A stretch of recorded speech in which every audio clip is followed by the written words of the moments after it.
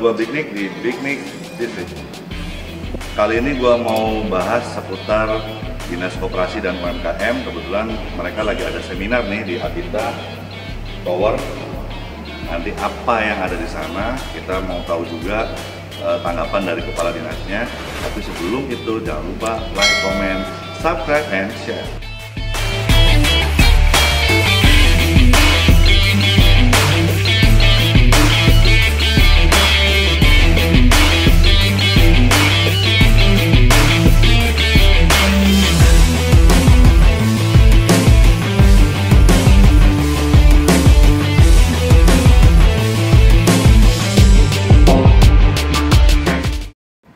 Oke, gua lagi bareng sama Bapak Kepala Dinas Koperasi ya, dan UKM Kabupaten Cirebon bareng Pak Ferry Afrudin. Nah, ini yang teman-teman sering dengar namanya pada saat di konten gua sebelumnya. Pak Kadis Ferry. Nah, ini orangnya sih bentuknya ya seperti ini Pak Ferry nih. Agak-agak nyebelin, susah ditemuin karena orang sekarang sibuk terus. Nah, kebetulan saya diundang, udah lama nggak ketemu beliau. Kebetulan lagi santai, lagi jam istirahat, lagi ada di acara apa ini, Anggaris? Kegiatan fasilitasi usaha mikro menjadi usaha kecil. Mikro menjadi usaha kecil Dalam pengembangan produksi, pengolahan, pemasaran, SDM, dan desain teknologi. Baik, Pak Kadis. Saya mau tanya nih, ini titipan dari teman-teman UMKM nih. Kan di masa pandemi gini kan UMKM paling banyak kena imbas nih, Pak Kadis. Artinya kiat apa sih yang dilakukan oleh Dinas Koperasi dan UMKM ini untuk menyiasati supaya usaha mikro kecil ini tidak mati dimakan pandemi nih, Pak Kadis? Sebenarnya banyak strategi ya menghadapi. Pak Kadis nanti boleh lihat ke sana ya, ke kamera. Berkaitan dengan strategi bagaimana agar UMKM kita bisa bertahan di masa pandemi ya. Ya, di antaranya kita tentunya menjalin kerjasama ataupun kemitraan dengan berbagai pemangku kepentingan yang ada di Kabupaten Cirebon ya. Antaranya adalah melalui kegiatan ini. Dan tadi juga kita coba untuk menjalin kemitraan dengan Indomaret ya, kemudian juga Grab ya, dan juga nanti sebentar lagi juga kita akan hadirkan dari pihak Bank Indonesia ya. Bank Indonesia. Terkait pembiayaan ya tadi ya. Ya, sebenarnya untuk Bank Indonesia itu tidak ke arah pembiayaan ya, tapi karena di sana juga punya program ya terkait dengan untuk korporatisasi pelaku UMKM atau pelaku usaha, kemudian juga ada berkaitan juga peningkatan kapasitas SDM dan juga pemenuhan sarana prasarana. Diharapkan hal-hal tersebut memang sangat dibutuhkan oleh para pelaku UMKM kita. Ya. Di samping tentunya penggunaan teknologi, ya, teknologi informatika.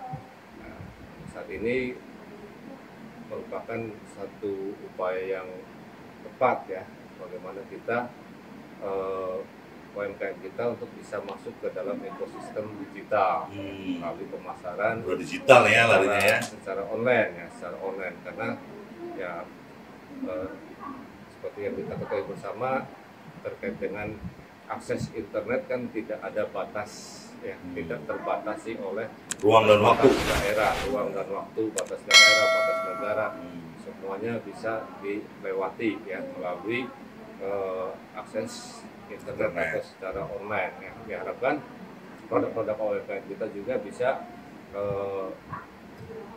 masuk ke akses pemasaran yang lebih luas lagi. Go internasional lah ya. Ya, salah satunya ya. Itu salah satunya ya. Ya minimalnya ya kita secara regional maupun juga nasional produk kita bisa dikenal ya, dan juga bisa diakses oleh masyarakat Indonesia. Pak Kadis, terkait tadi BI korporatisasi, artinya dari usaha kecil ini rencananya mau dibikin sebuah usaha atau apa gitu, arahnya ke arah sana atau gimana? Ya,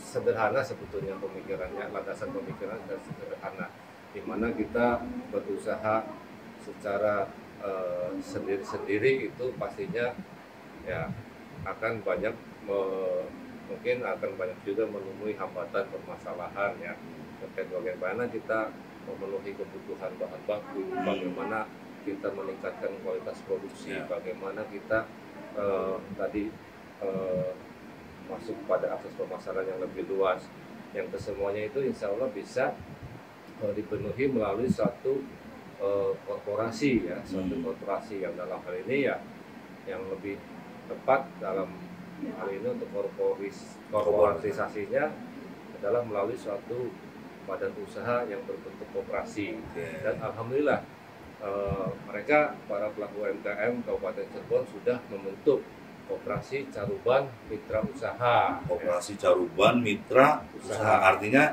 koperasi ini yang membawahi atau menaungi para pelaku UMKM nantinya ya. Artinya di sini dalam yang menjadi tujuan utama suatu koperasi adalah tentunya untuk mensejahterakan anggota. Oh iya, pastilah ya. Melalui apa? Melalui pemenuhan kebutuhan anggota.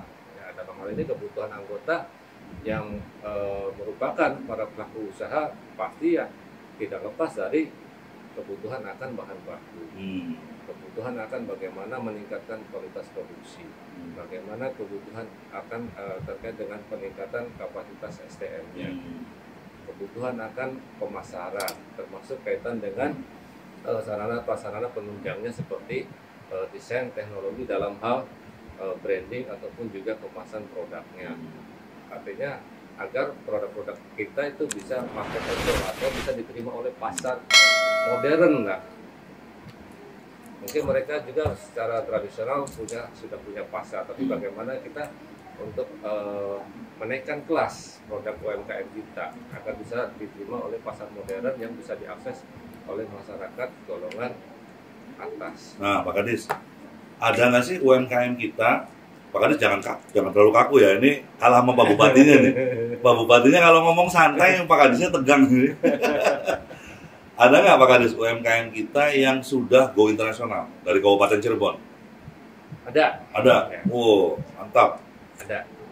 Ya, kita sebut salah satunya adalah UMKM yang memproduksi makanan olahan yang berbahan baku jamur ya. Jamur crispy ya, jamur crispy. Sampai kemana tuh Pak Kadis?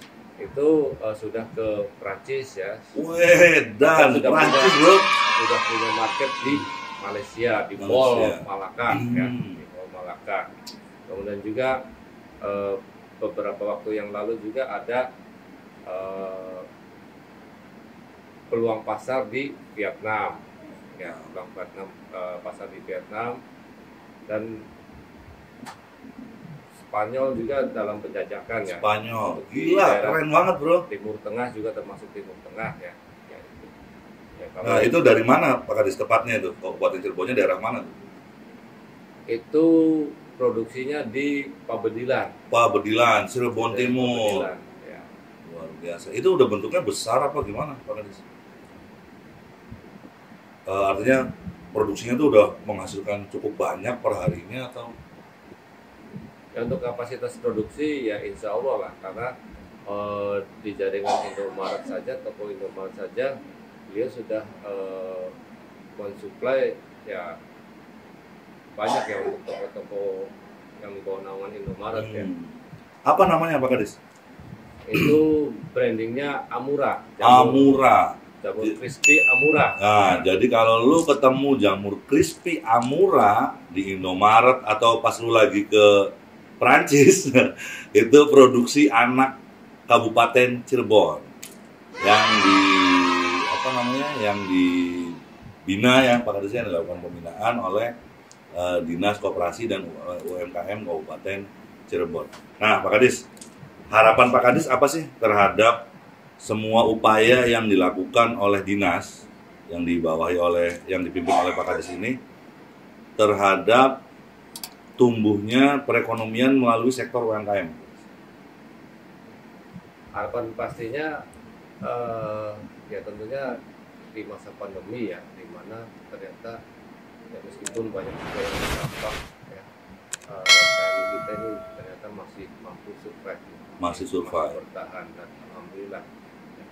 Dan ke depan juga terkait dengan bagaimana kita mau highlight ataupun juga meningkatkan level ataupun kelas produk UMKM kita yang tadi ya, agar kita produk kita bisa diterima oleh masyarakat lebih luas ya, tentunya dengan melalui peningkatan dalam hal ini kemasan, sehingga kita bisa masuk ke pasar modern ataupun juga ke marketplace secara digital atau online juga. Yang mana harapannya ya tadi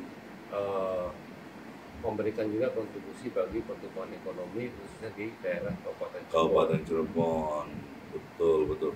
Pak, tapi sejauh ini apakah dirasa ya, apakah bantuan terhadap pelaku UMKM ini dari pusat maupun dari daerah, provinsi maupun Kabupaten Cirebon itu dirasa sudah cukup dan memadai, Pak, untuk para pelaku UMKM ini, Pak?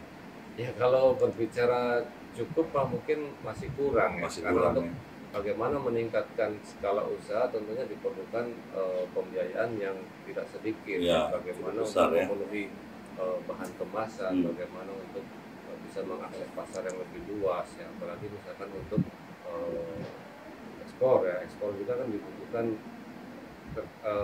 berkaitan dengan tentunya kapasitas produksi ya, yang pasti akan berbanding lurus ya, di mana produksi kita meningkat pasti di dalamnya juga dibutuhkan pembiayaan yang besar juga, signifikan juga ya.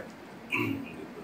Kalau pesan-pesannya apa Pak buat teman-teman UMKM nih Pak di Kabupaten Cirebon khususnya? Untuk para pelaku UMKM, kami berharap di masa pandemi ini tetap semangat ya, tetap semangat. Di luar sana masih banyak peluang ya, kita banyak strategi ataupun cara untuk melalui masa pandemi ini yang sebetulnya ya sudah bisa dibuktikan oleh para pelaku UMKM kita, dengan tetap mengembangkan kreativitas dan inovasi ya dalam pengembangan produknya ya. Seperti halnya ya banyak juga sebetulnya produk-produk kita yang masih bisa dikembangkan, terutama dari segi bentuk, kemasan, varian rasa, dan kualitas tentunya ya. Kualitas. Baik, Pak Kadis, ada tambahan lain kira-kira yang untuk menyemangati teman-teman UMKM? Jadi tetap semangat dan harus optimis lah. Harus optimis ke depan ya.